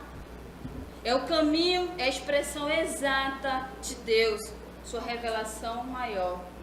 E todos os ritos, os elementos aí judaicos, do culto judaico, eles eram só sombras e alegorias de Cristo. Porque Cristo ele é a revelação final de Deus. Algo muito superior de tudo aquilo que o judaísmo estava apresentando até ali. Se alguém abandona Jesus, adivinha? Ele não tem para onde ir, não há mais lugar para ele ir. Porque Jesus, a verdade de Deus está nele. Ele é o alvo final, absoluto de toda a existência. E as expressões melhor, superior, maior, excelente, o autor ele usa para descrever Jesus. Ele diz: esse aí é Jesus. E em nenhum outro livro da Bíblia a gente compreende tão bem o porquê do sacrifício de Jesus, perdão, pecado, culpa, do que na carta aos Hebreus. E o autor ele equilibra doutrina com exortações, palavras de consolo com palavras de encorajamento, teologia com prática. E ele fala também, só para não ficar tudo muito aí tão teológico, ele coloca exemplos práticos de fé e perseverança. E muita prática de ética cristã também. É daí que a gente tira, olha só, a definição de fé, que é muito utilizada. E os heróis da fé também. Aqueles heróis que venceram aí pela sua fé, que conquistaram reinos, que foram aclamados, que fecharam aí a boca dos leões. E os mesmos heróis que pela mesma fé foram torturados, açoitados, presos e mortos à espada. A Bíblia diz que desses últimos, o mundo não era sequer digno. E você pode perguntar: o que isso tem a ver comigo? Nós somos realmente um povo privilegiado. De certa forma, Deus sorriu para a gente, Deus sorriu para o nosso país. Mesmo diante de toda a degradação no nosso Brasil. Mas a gente pode servir a Cristo em liberdade plena. Pregar o Evangelho abertamente. Privilégio esse que muitos dos nossos irmãos perseguidos, espalhados pelo mundo todo, eles não têm. De fato, é fácil ser cristão no nosso país. Só que você pode dizer assim, você diz isso porque você não sabe o que eu passo, você não conhece as minhas lutas. Eu realmente não sei. Eu não sei o que você está passando. Mas nós temos um sumo sacerdote que sabe.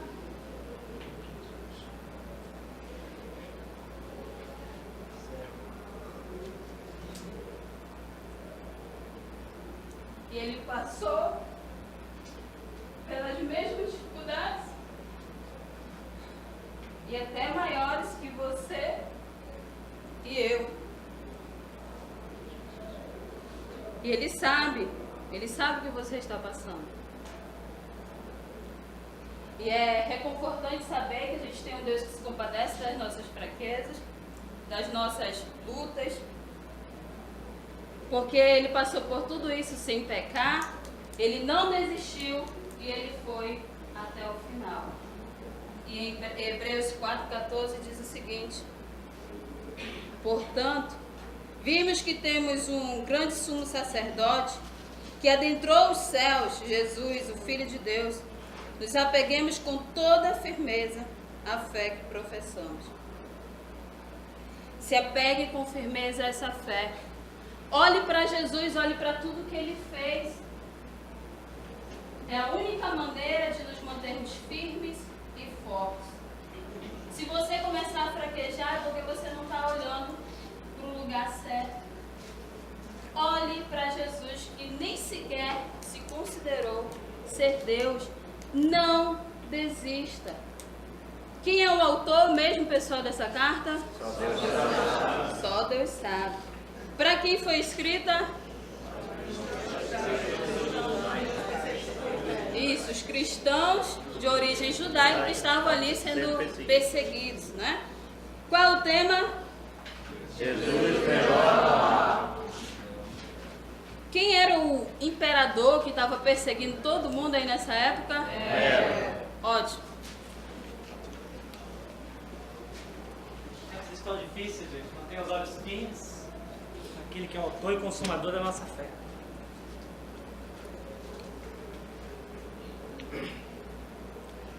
Quase impossível não se emocionar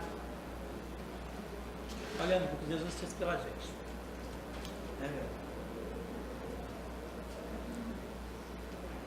Vai fazer comigo assim, ó. Jesus, melhor.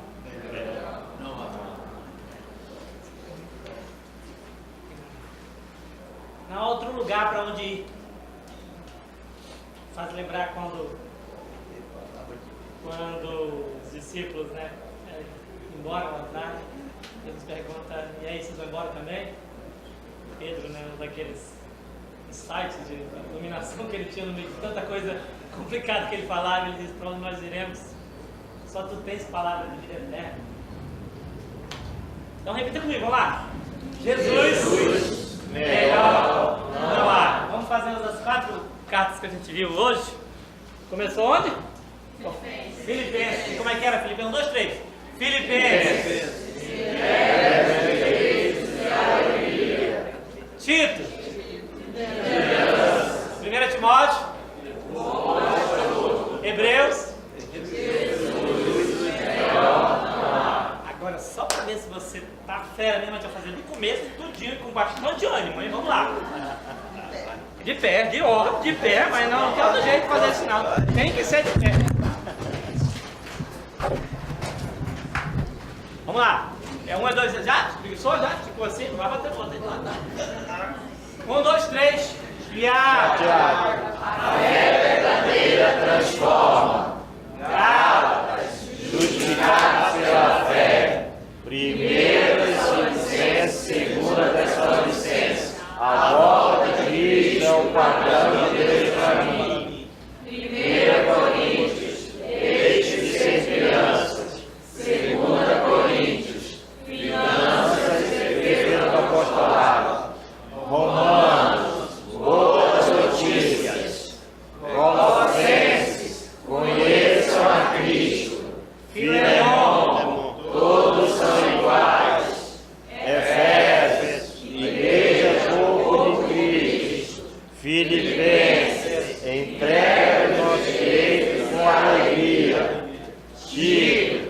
liderança. 1 Timóteo, O bom pastor.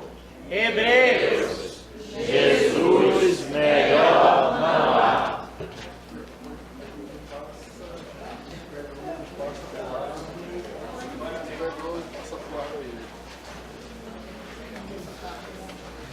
Olha só, pessoal, você vai receber agora, tá? A sua meditação da semana, tá? E tá passando aí, vamos lá, passando rapidinho, tá? Passa pro lado.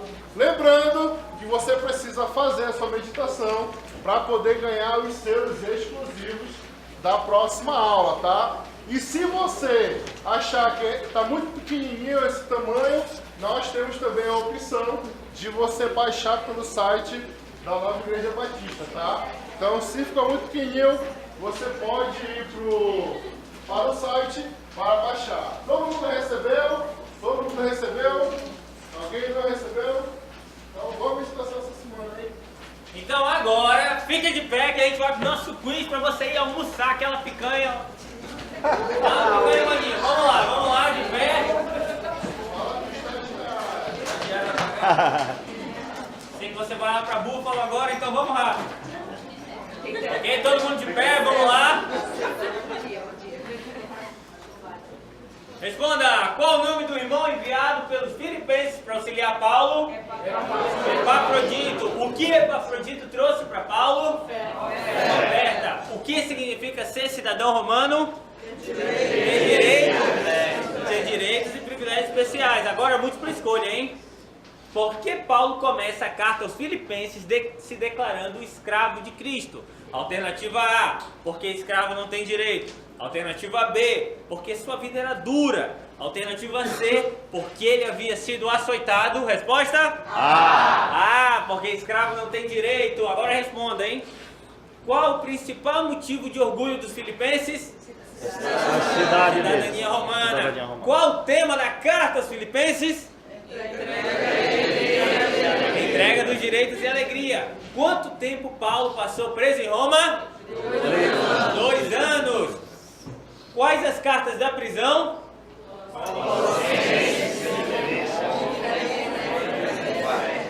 Colossenses, Filemão, Efésios e Filipenses. Quais os nomes dos 2 companheiros de ministério que Paulo chamava de filhos? Tito e Timóteo. Tito e Timóteo. Qual o nome da ilha onde Paulo deixou Tito como supervisor? Creta. Quem Paulo deixou como pastor em Éfeso? Timóteo. Qual o tema da carta de Paulo a Tito? Liderança. Qual o principal conselho de Paulo sobre liderança para Tito e para Timóteo? Seja você mesmo um exemplo. Qual o tema da primeira carta de Paulo a Timóteo? Bom pastor. Bom pastor. Quem era o imperador quando Paulo foi solto da prisão em Roma? Nero. Agora, certo ou errado, hein? Vamos lá. O princípio cristão de igualdade entre homens não era aceito pelo império. Certo, não era aceito. Nero colocou a culpa pelo incêndio em Roma nos deuses romanos. Errado. Colocou em quem? Os cristãos. Sabemos com certeza que o autor de Hebreus foi Paulo. Errado. Só Deus sabe. Ok. A carta aos Romanos foi originalmente escrita para os... Múltipla escolha. Alternativa A. Cristãos gentios perseguidos pelos judeus. Alternativa B. Cristãos judeus perseguidos pelo império. Alternativa C. Não cristãos que perseguiam a igreja. B. Cristãos judeus perseguidos pelo império. Agora 20. Qual o tema da carta de Hebreus? Jesus melhor não há. Que Deus abençoe vocês, tá? Tchau, tchau.